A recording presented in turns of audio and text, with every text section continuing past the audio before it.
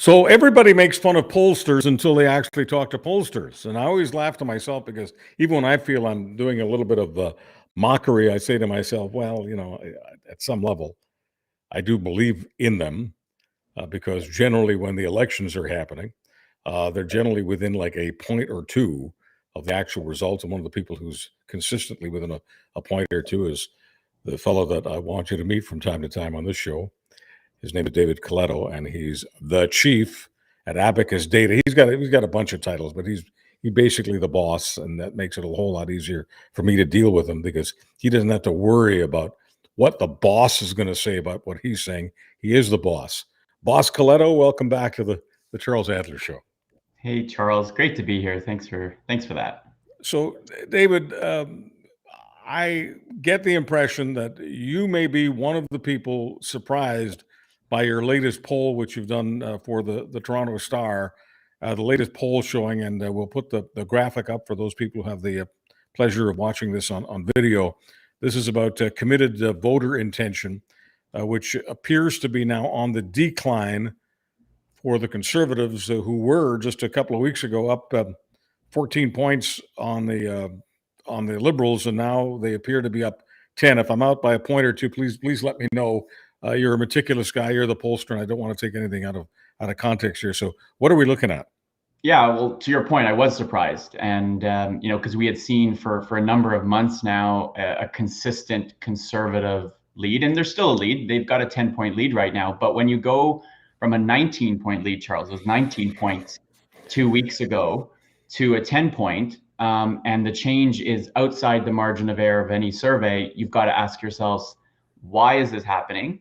And you've got to say, well, something's clearly happening out there, and that's what we're seeing. We're seeing, at least for now, and this is one survey, and I'm hesitant to say this is a new trend until we get some more data. But right now, anytime I see a 5-point drop for any party and a 4-point increase for one in the course of 2 weeks, there's something going on, and I think that's really what I was trying to figure out in this survey. So let me just try to be as abundantly clear as we can be. Did you say that the Conservatives were 19 points ahead of the Liberals just 2 weeks ago? They were, and it was the largest lead we have ever measured for the Conservatives in any survey I've done in 13 years at ABACUS. So they had opened up this big lead that had them ahead in every region of the country except for Quebec, and the Liberals falling well back. So I don't want to pretend to be a pollster. I don't want to say that I've got your training, your background, your doctorate, anything like that. But just as a Canadian, okay, and as a Canadian who pays maybe a little more attention than the average Canadian to these things, knowing both parties well, knowing all parts of the country. The only part of the country that I'm not 100% familiar with is Atlantic Canada, but I've worked everywhere else and stay in touch with everyone else. It's hard for me to believe that the Liberals could be 19 points behind the Conservatives, just as it would be hard for me to believe that the Conservatives would be 19 points ahead of the Liberals. I wonder if you could just give me an overview of where these parties generally stand, regardless of whether the leader is, say, someone relatively weak like Stéphane Dion or Michael Ignatieff or an Andrew Scheer on the other side. How far apart is the separation in general, regardless of who the leader is? I mean, we've seen, I think, over the last 8 years in particular, and I think there was a blip for 4 years when the Liberals fell to third, and that horrible election that Michael Ignatieff ran in 2011 that put Jack Layton and the New Democrats into official opposition. That the Liberals have, as some say, they're the natural governing party of Canada, and so there's a natural advantage that they have. But the Conservatives have also been able to hold, even in their worst days, a third of the electorate. And so they've got a very high floor. But what the Conservatives have been challenged with is trying to push that ceiling up. And I think over the last basically year and a half, ever since the cost of living crisis really took effect, as interest rates started to rise and people got deeply anxious about that, all eyes turned to the government and their inability to really do anything about it, because to do anything, you usually are going to have to fuel inflation even more. And so something I've termed inflationitis took hold, and that really is devastating to incumbent government. So for the last year and a half, we've seen people's perception of the prime minister deteriorate. The government's approval rating has dropped to basically the same level.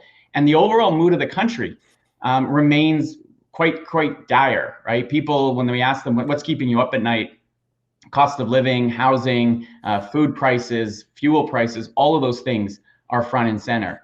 And so what's happened is, because I think in part the Conservatives, frankly, have been very much focused when they're on their game on both housing and the cost of living, they've been able to take that desire for change, and at least for now, and perhaps more so 2 weeks ago than maybe even today, have been able to pull that vote and get in a place where they haven't been in a really long time, and that is in a position to, if an election were today and people voted the way they tell me they vote, they'd likely win a majority government. So all of that is I think what's going on. But I think in the last few weeks, what our polls suggest, and it's just one poll, and we'll have to wait to see if this continues, is I always like to say Canadians are actually smarter than we think they are. They're paying some attention to what's going on.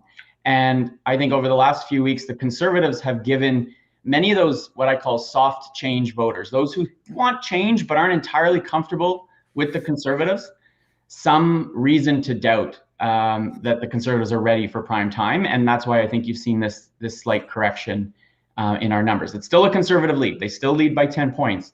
But as I said earlier, and you mentioned, it's not 19 points anymore.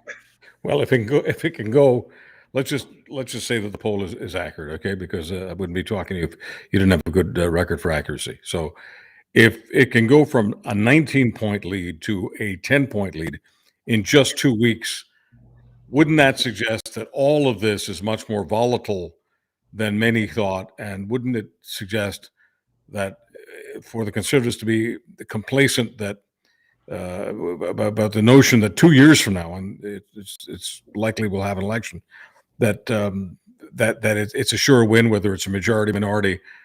Wouldn't you say that when things are this volatile, complacency is drop dead dumb?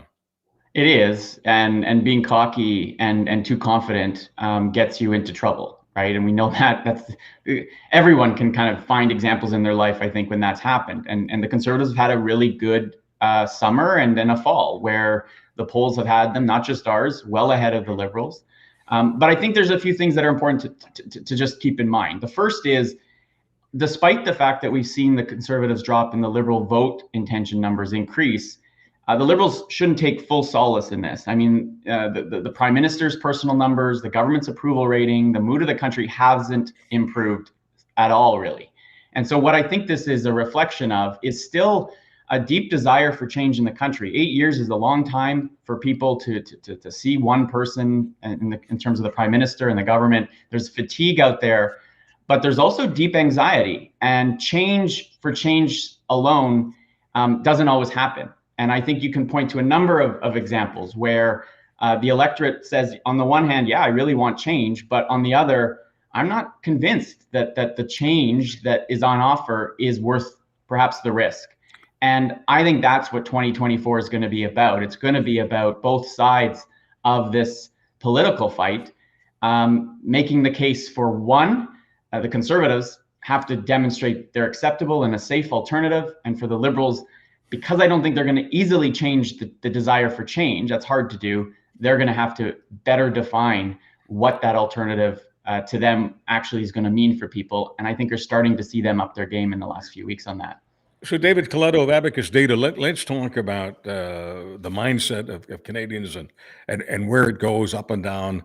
But let's not do any of that before we look at the various regions of the country. I mean, all of us are pro-national unity.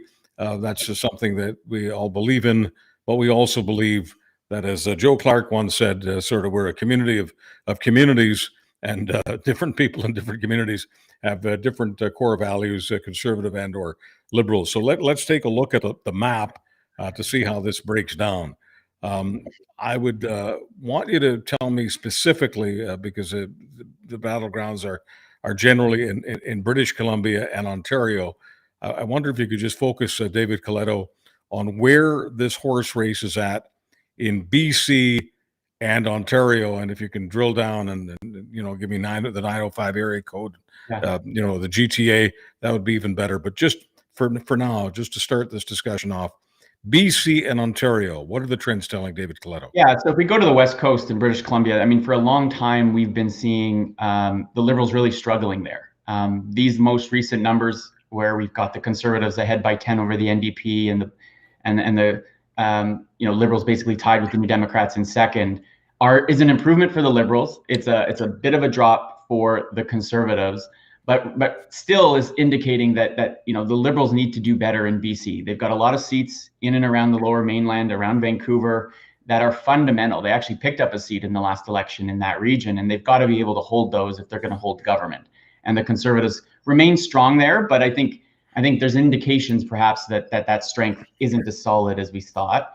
If we move into Ontario, and we still got the Conservatives ahead by 9, that's a solid lead. Just to give you context, in the last federal election, the Liberals won Ontario by 4 points. So we do still see a big swing. But in that GTA, that all-important 905, 416 part of the province, it's very much competitive. And so, if an election were today, there would be a lot of really close seats in and around places like Mississauga, Brampton, where I grew up, in York Region. And that's really where the fight is. You mentioned only Ontario, BC, but I also think it's important to bring in Atlantic Canada into this, because I think, if you recall, the Liberals won every seat in Atlantic Canada in 2015, and they've been able to hold on to most of those seats. But it really was the carbon tax that came into effect in Atlantic Canada in July that really started to move the numbers in that region in the Conservatives' favor. And we've got smaller sample sizes in Atlantic Canada, so it's hard to gauge accurately what's going on there. But I think we should watch what's happening in Atlantic Canada. It may be a really important part of the story about how the next election goes, because if the Conservatives can win 5 to 10 seats in that region, that makes the math incredibly hard for the Liberals, because picking up other seats elsewhere, given the challenges they face, will become difficult. But at the moment, if I ask David Coletto the question about the major battlegrounds, which are still the suburbs of Vancouver and the suburbs of Toronto, is it a horse race in those battlegrounds today?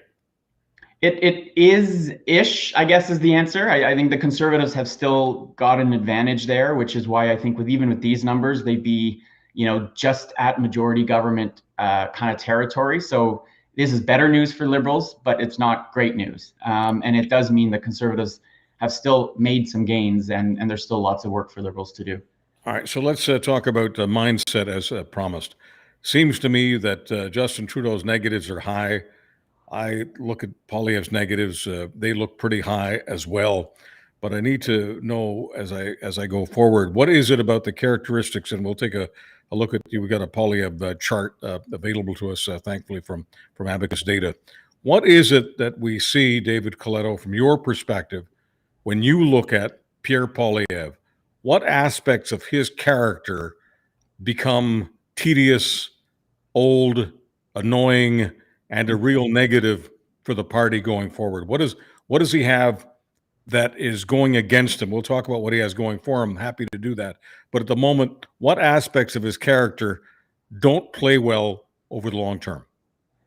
Well, I think this is maybe more psychology than political science, but I think his vulnerabilities are perhaps his confidence. I know that sounds sometimes strange. We want our leaders to be confident, but his confidence and his somewhat aggression, right? I think are really some of his vulnerabilities. I also think there's evidence, and that's why I raised it in my analysis of this poll, is that the last few weeks, when they've gotten off of focusing on housing and affordability and instead start talking about or voting against, for example, the Canada-Ukraine free trade agreement, or even yesterday in the House of Commons, he describes Ukraine as some far off place that we shouldn't care about.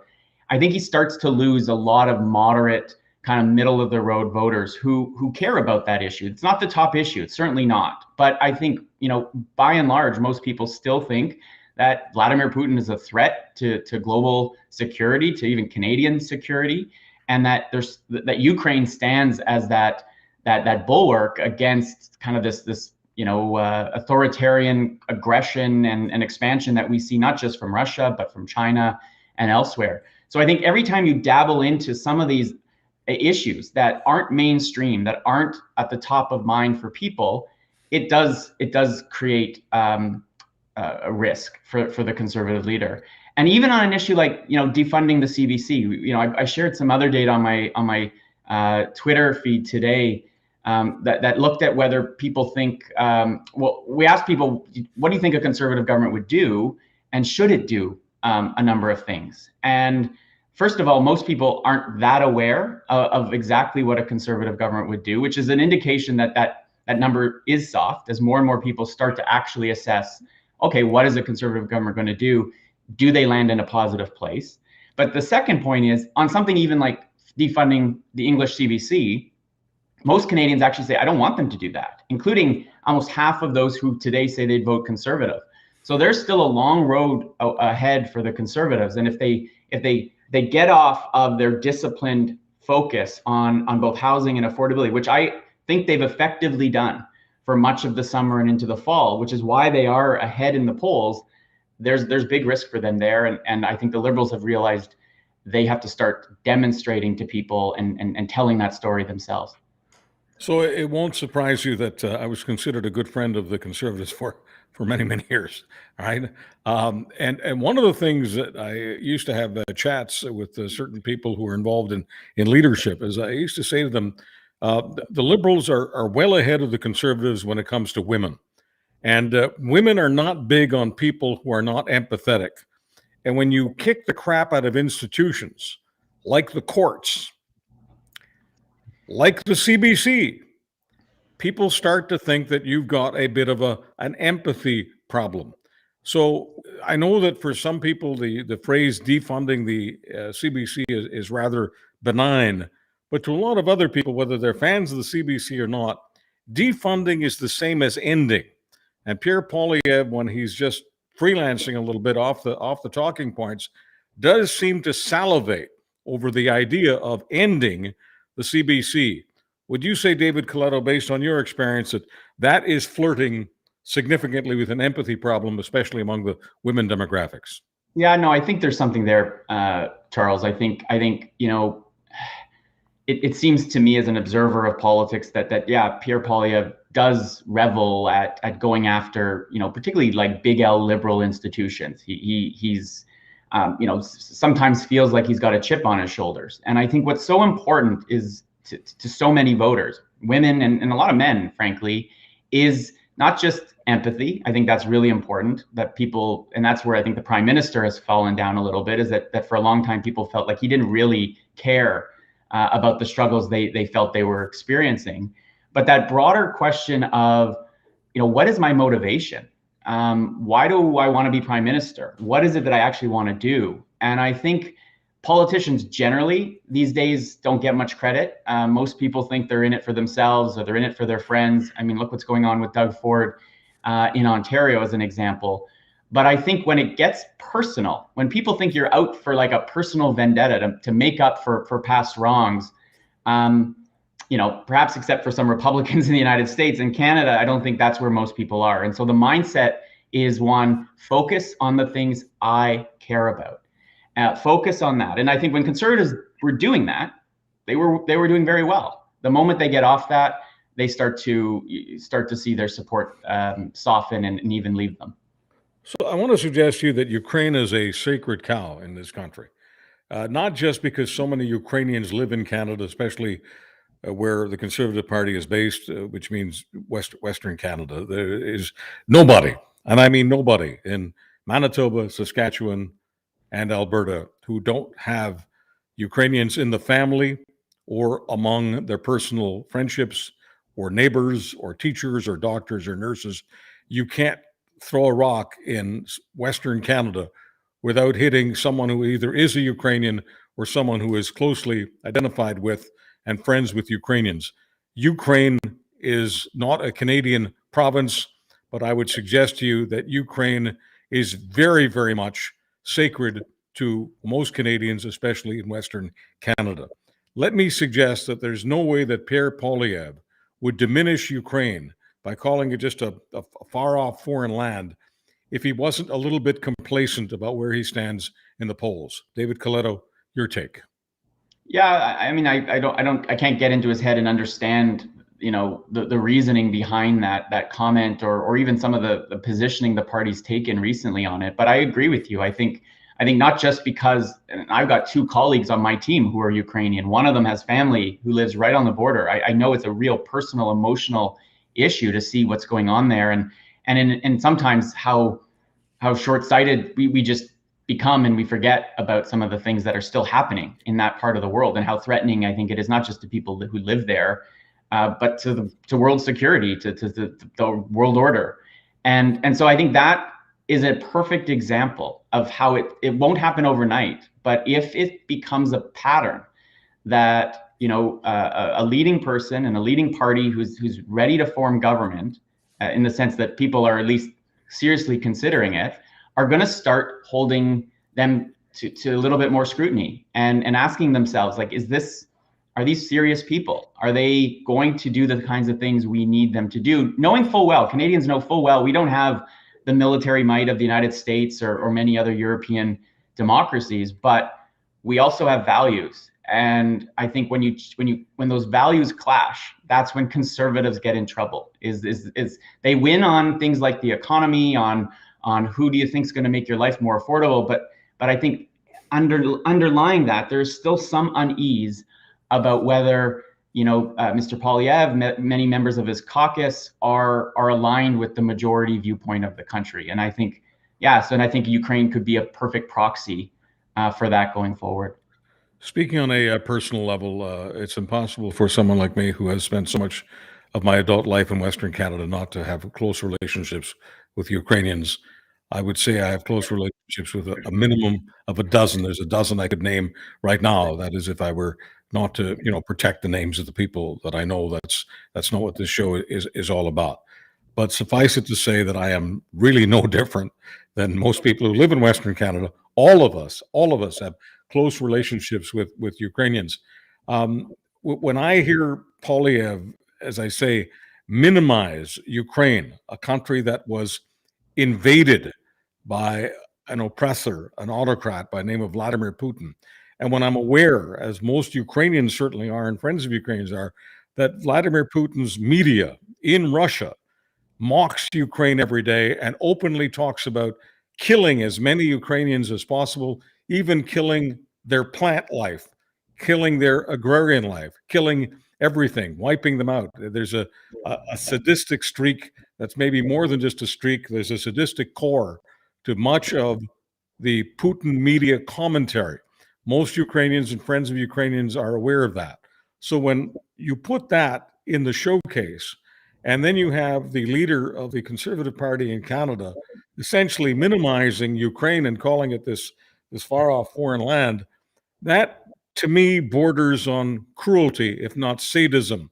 I know it's a tough question to ask a pollster, but I need to ask you, Dr. Coletto, is cruelty the kind of characteristic that would turn off a number of Canadians, especially if they had that exposure to what feels like cruelty more than just once in a while, but if that became attached significantly to Pierre Poilievre, cruelty? Yeah, no, I think it's or another way to look at it is, mean-spiritedness, or just being mean. I can't think of many people who want anyone who has any influence over their life to be looking at the world through that lens.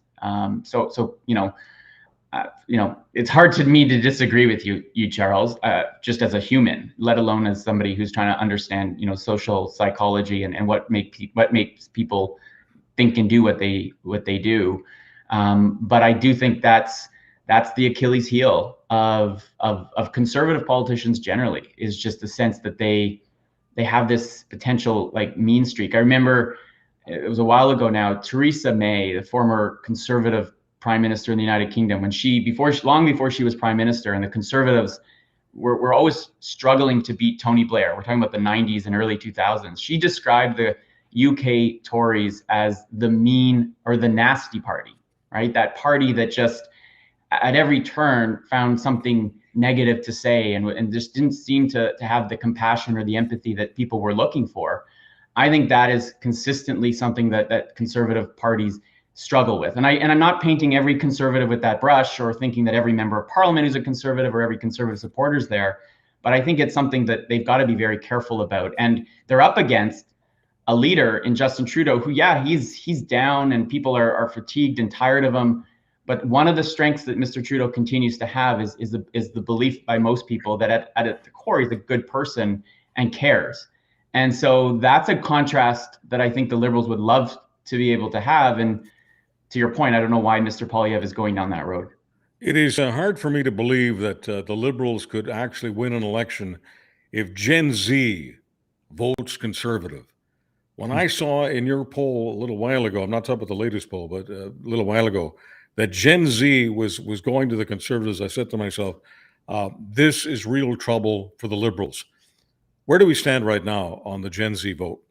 Well, that's been one of the biggest shifts in the last 2 weeks, actually, is as of this right now, the most recent survey, we actually have the Liberals up among that under 30 crowd. It's been a challenging cohort for them to speak to. I mean, if you look at the issues that young people care about, they're the same as older folks, but it's more intense. It's housing. It is trying to make sense of the cost of living. It's worried that they're going to get evicted and that they'll never be able to buy a home. Again, Mr. Poilievre has been speaking directly to them for months and months. That video he put out, you can quibble with the facts of that video, but it was very effective communications. And so if you understand where younger people are coming from, there's no generation that cares more about equity and social justice, that sees the world as a place where everybody has got an equal shot. And so, yeah, when you get into a values fight, when that's where I think, again, the Conservatives are in trouble, and they've had a real hard time over the past number of elections of connecting with young Canadians, and maybe they're losing some ground there right now, because they certainly gained some over the last few months. So when I think about some of those battlegrounds in the suburbs of Toronto, known broadly as the 905 area code, and when I think about the suburbs of Vancouver, and just once again, I mean, I've lived in all of these places. Most before I moved back to Manitoba, I was living in the suburbs of Vancouver. So I asked myself the question: do the people I know in these battlegrounds in Canada, and I don't mean just know of them, that I know, the people I know, knowing how they feel about the Republican right wing, the American right wing, and it goes, of course, beyond the politicians. It goes to Fox News and Tucker Carlson. I'm talking about the right wing ecosystem. When I know how these people feel about that, and I know that they're paying attention at some point to the idea that Pierre Poilievre's Conservatives not only tolerate the American right wing, but actually identify with it, I ask myself the question: are these people likely to change their minds and go from the Liberals to the Conservatives? So I wonder if as a pollster, I wonder if you've done enough drilling into data to let us know whether or not identification with the American right wing is a problem for Pierre Poilievre. I think it is. I think any association with Donald Trump or sort of the mega Republicans or conservatives is a problem, because most Canadians aren't there, right? When we ask people in Canada, what is your view of Donald Trump, you barely get 9-10% saying they've got a positive view of the former president. So this is not someone who has anywhere near the appeal that he does in the United States. And I think there's a real threat there, for the conservatives. Again, I get to ask thousands of people hundreds of questions every week. And what I believe to be true about Canadians is that for the most part, the vast majority are just moderate, middle of the road folks who just want their lives to be simpler and easier, who are going through a really difficult moment right now. For many, if you're under 40, it's the first time in your life where you've seen prices rise as fast as they have. Your wages aren't keeping up, and you're just not sure how you're going to get above water. There's no real interest in the kind of things that the culture wars that I think you're seeing it kind of play themselves out in the United States. That being said, I do see a shift in the mindset of Canadians from one where I think, collectivism, and if a rising tide lifts all boats mentality has shifted to one that's much more scarcity focused, right? People are worried about whether they're going to be able to afford the home they live in, whether they, if they have, and lucky enough to have a family doctor, if that doctor retires, where's the next one going to come? So there is certainly a little bit more of defensiveness. And when we see that, and others have pointed this out in some interesting academic research, is we are seeing the rise of zero-sum thinking, where if I am losing, it's because somebody else is winning. And in that kind of environment, that kind of deeply polarizing, tension-filled type of politics can find appeal. And so the goal here, I think, is to, first of all, remind ourselves we're super lucky to be in Canada. We're super lucky to live here than pretty much anywhere else. Yes, times are tough, but most people have it still pretty good.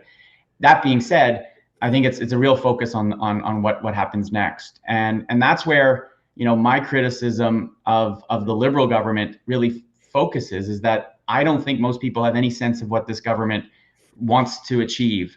And in the absence of a clear story and narrative around what they want to do, Pierre Poilievre and the Conservatives have found a large enough audience that would elect them the next government. Just one question I have for you, David Coletto, of ABACUS data on the math that matters, and that's the math that shows up on election day. We've had various campaigns where the Liberals are trailing, and all of a sudden the issue in people's minds is, oh, wait a minute, does this mean the Conservatives could win power? And when NDP voters, some of whom are very, very loyal to the NDP, others who just park themselves with the NDP in between elections, when some of those voters ask themselves the question, is my NDP vote going to help the Conservatives? They answer with, I guess I better vote for the Liberals, regardless of whether or not I like the leader, regardless of whether or not I identify with the Liberal Party. They're the only guys who can stop the Conservatives. Based on what you know right now and the data you're looking at right now, might the question, are we in danger of electing a Conservative government, might that be a ballot issue for a number of people on the center left? I think it could be. I think we've seen it in other jurisdictions. As I said, it's not just enough to have a desire for change. There has to be a sense that there's an acceptable alternative out there.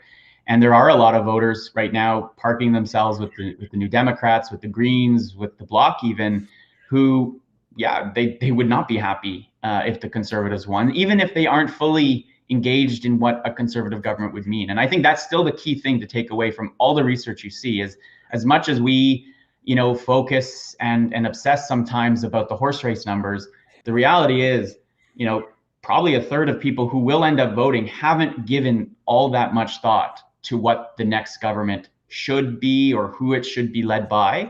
And that may not happen until a campaign. So what we're really measuring now is certainly how people feel about the incumbent, but increasingly, as more and more people, and we've been measuring this now the last few weeks, come to believe that the Conservatives are likely to win the next election, that's going to mean more scrutiny for them. So I think, the big takeaway of this most recent survey is a big, bright, shining, flashing light at Conservatives to say, if you think you're going to be able to take Canadians for granted, that they're not going to pay attention and really scrutinize you, and you're just going to confidently go ahead and do what you want to do, you may be surprised by the result, and you may find yourself on the losing end of another election to Mr. Trudeau.